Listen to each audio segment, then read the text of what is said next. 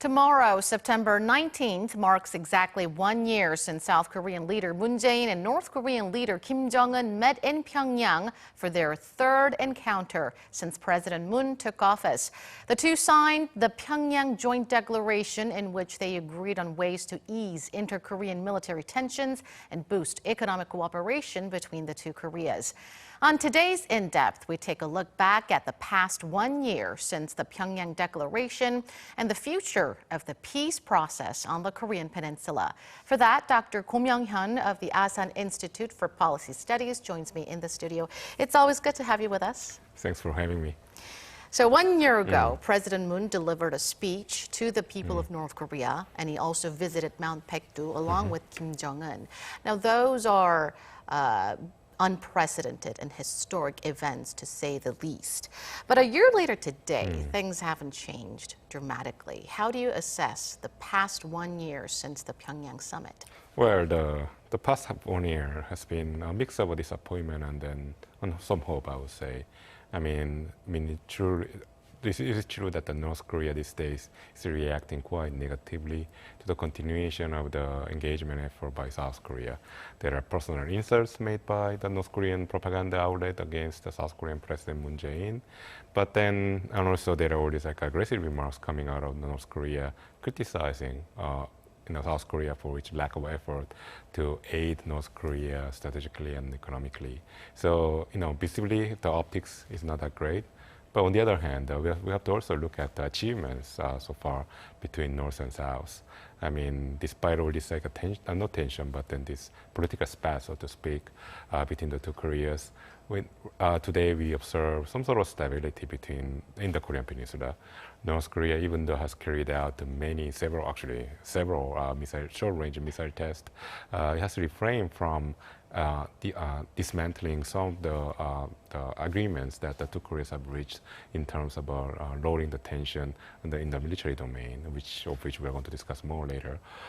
So in that sense, I think it's more of a mixed bag. And despite all the signs of decline in the engagement between the two Koreas, I think we should still place some hope in eventual improvement.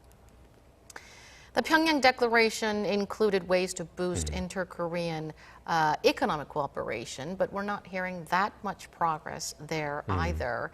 The two leaders, when signing the Pyeongyang Declaration, one of their ambitious plans was to construct railways and roads to connect the two Koreas, but that too have been stalled since a groundbreaking ceremony that took place last December. How do you evaluate the progress on economic cooperation? Well, that's probably the most negative aspect of what occurred after the Pyongyang Declaration last year. There has been actually almost no progress made in terms of economic engagement between the two Koreas. As you have said, North and South have agreed to reconnect the railways between the two Koreas, and South Korea would actually assist North Korea to make other infrastructure improvements, as well as developing further some of the free trade areas that North Korea wants to set up in each country, as well as restart the Kaesong Industrial Complex. None of these arrangements have succeeded, and mainly it's because of the ongoing sanctions against North Korea. So I think that this is a point where North Korea has realized that South Korea is not either not willing or not ready to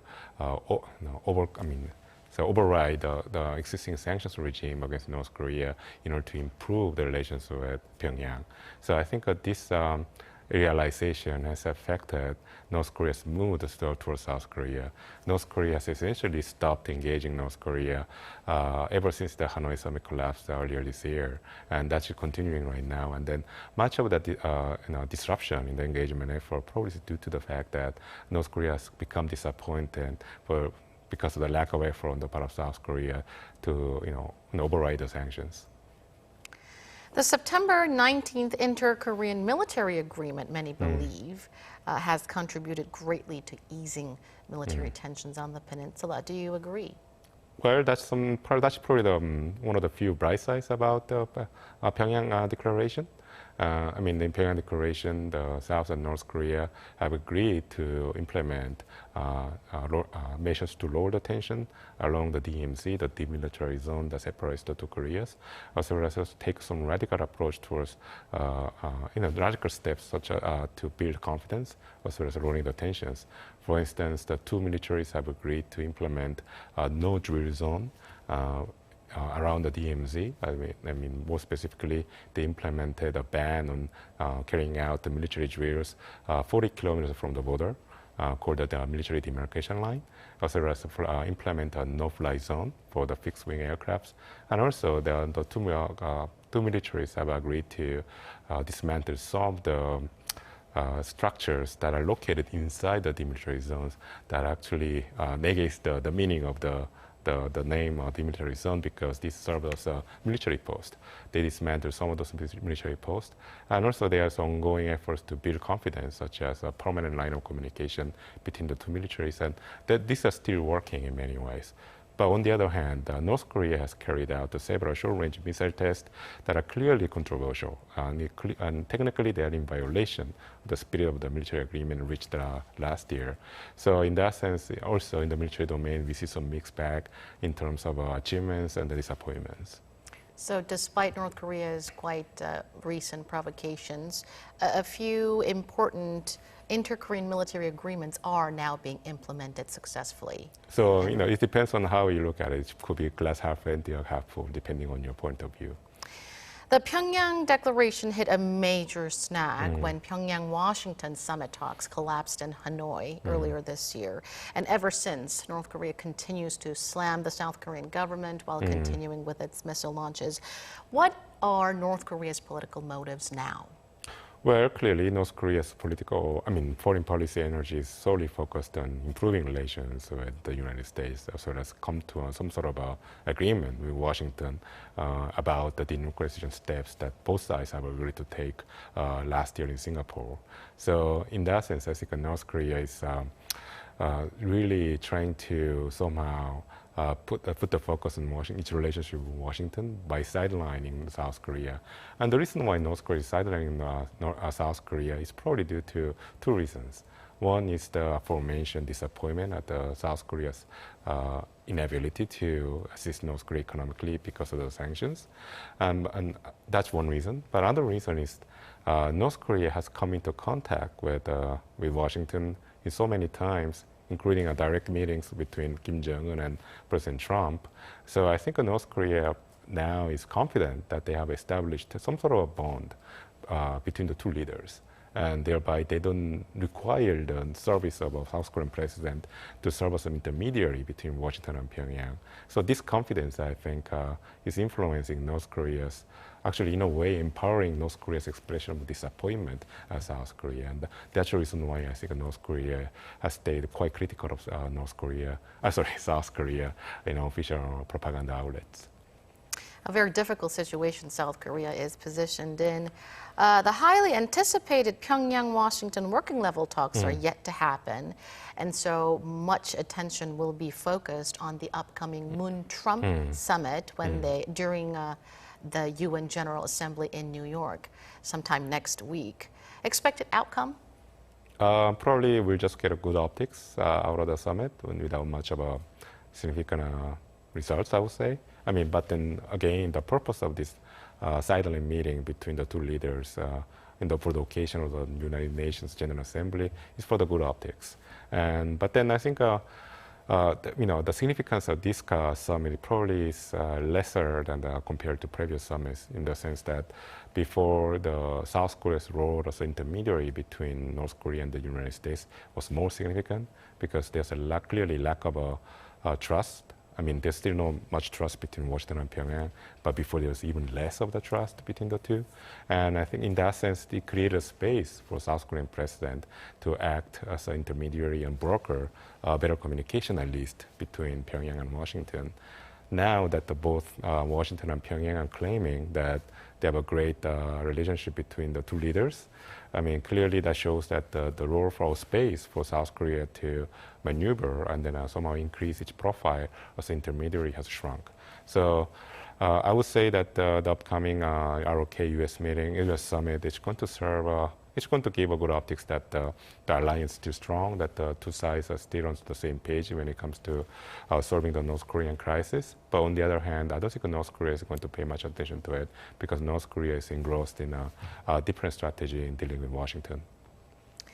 President Moon has called on North Korea and the international community to continue to make various efforts for complete denuclearization on the Korean Peninsula. What kind of message do you expect from him this time during the UN General Assembly? Well, I think it's not going to be that different from the previous message that President Moon sent out in other occasions when he visited different capitals around the world, and he celebrated the achievements he made in terms of making progress in the inter-Korean engagement.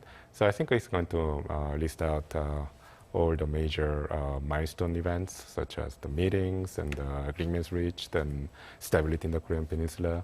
But that's going to be the standard message. And it's going to send another message that, South Korea's motivation still remains very benign and positive towards North Korea, despite the fact that the North Korea's official reaction is very harsh towards President Moon and South Korea. So in that sense, I think President Moon is going to use this occasion to show consistency in South Korea's approach towards North Korea. Speculations are brewing that Pyongyang-Washington talks will take place sometime within this year. The big remaining question, though, is how much concessions North Korea and the U.S. are willing to make to meet halfway for denuclearization. What kind of cards do you expect the two sides to play when they meet next time? Well, clearly, I think there's still a wide gulf between the two sides when it comes to denuclearization. I think North Korea has been digging in its heels in terms of not making major concessions to the United States in terms of denuclearization. And I think North Korea's line on concessions probably stops at Yongbyon nuclear facility, the well-known quantity that the United States has mentioned several times that it's not enough to make concessions towards North Korea, such as lifting the sanctions and so forth. But this time around, there's a little bit of a different context that's taking place in the background. The foreign policy context favors North Korea this time because I think President Trump is in a pickle. I mean, he's pushed to the corner because of his failures in the Middle East and Iran in particular. There are brewing sense of a crisis happening in the Middle East. And also, one of the hardliners of his administration, former National Security Advisor John Bolton, has resigned. So I think these two factors contribute to some sense that this time the United States might have softened its attitude towards North Korea. It could be more flexible in dealing with North Korea and maybe putting on the table a different type of offer that North Korea might find more palatable. And probably that's what North Korea is hoping right now. For instance, I think that's the reason why North Korea reached out to President Trump directly with a letter, sounding out the possibility of having a summit. So probably it's another way for North Korea to entice Trump to, have a diplomatic breakthrough that President Trump could use for us, and use it as chalk it up to his own policy achievement and then use that for his domestic situation. So I think in that sense, there's some chance that the United States might step back a little bit and then assume a more flexible attitude towards North Korea, which could lead to some sort of a small agreement that everybody is hoping for. Now, unlike past U.S. presidents, President Trump has been quite open to North Korean leader Kim Jong-un, but recently Trump stated that now is not yet the right time to visit Pyongyang. How do you interpret this remark? Well, that means that I think from my reading of it is that both the United States and North Korea are getting into the working level meeting without having changed much their previous position of in the case of North Korea, not giving more than Yongbyon nuclear facility, and for the United States to see North Korea to dismantle its nuclear facilities first. But again, I think North Korea would like to drill down this idea that if the United States softens its attitude towards North Korea, then North Korea might be ready to make major gestures, such as inviting President Trump to go to visit Pyongyang and have a meeting there. Which could be, it's going to be historical, obviously, and then that's exactly the kind of show that President Trump likes to have. So in that sense, I think President Trump is trying to play hard to get, I think. I think President Trump, he clearly is sending another signal to North Korea that if North Korea makes some sort of also softens its attitude, then maybe the United States might be ready to meet North Korea's request halfway at least. So we are, I think, in a stage where both sides are trying to explore what the other side really wants at the moment. We understand that what kind of background they come from. North Korea is under sanctions, it's suffering economically, so it is in dire need of lifting of the sanctions. United States, especially President Trump, needs a foreign policy victory. So this time, I think, in a way, there's a higher chance of higher, but not a major chance, but there's still higher chance of some sort of agreement happening. All right, Dr. Goh, thank you for your perspectives tonight. My pleasure.